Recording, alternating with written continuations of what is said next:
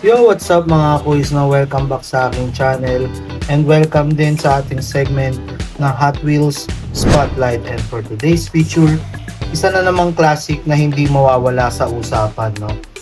The Hot Wheels 1971 Lamborghini Miura SB. Ayan. So, siya yung teal na colorway natin mga kuis. So, tara, pag-usapan pa natin siya.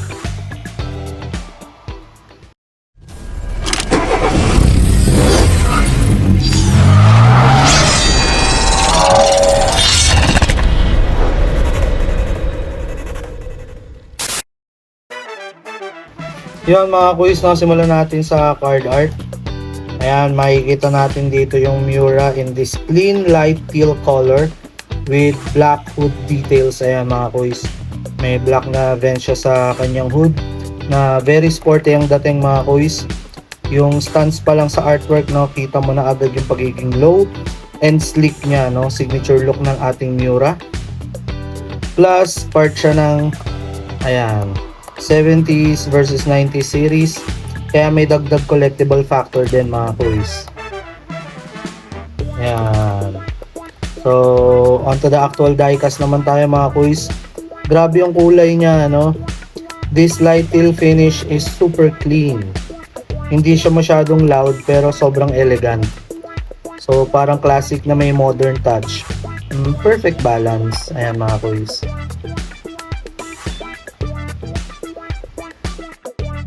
So yan mga kuis, no, check naman natin yung body. So yan, very low profile, smooth curves and flowing lines from front to rear. Ayan, dito mo talaga makikita bakit iconic ang mga Miura na mga kuis.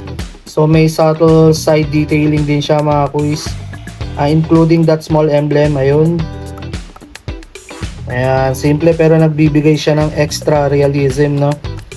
Sa gulong naman tayo mga kuis. Ayan, it comes with 5 spoke wheels na bagay sa build. And hindi siya flashy.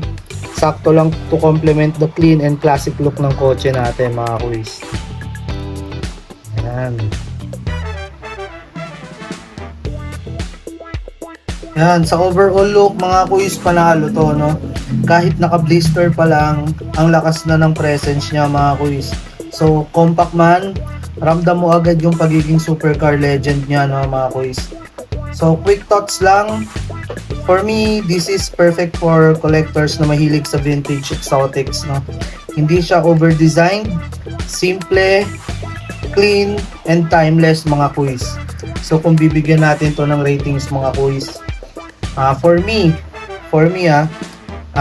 bibigyan ko siya ng 9 out of 10 for solid paint, iconic casting at sobrang ganda sa display, no. So definitely a must have to. So meron din siyang iba-ibang mga colorway, no, may black, may orange and red, and yun, abangan niyo siya sa ating segment sa mga susunod mga kuis.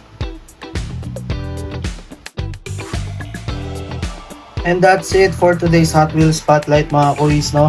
If you enjoyed this feature, don't forget to like, share, comment, and follow na rin kayo for more diecast content, no?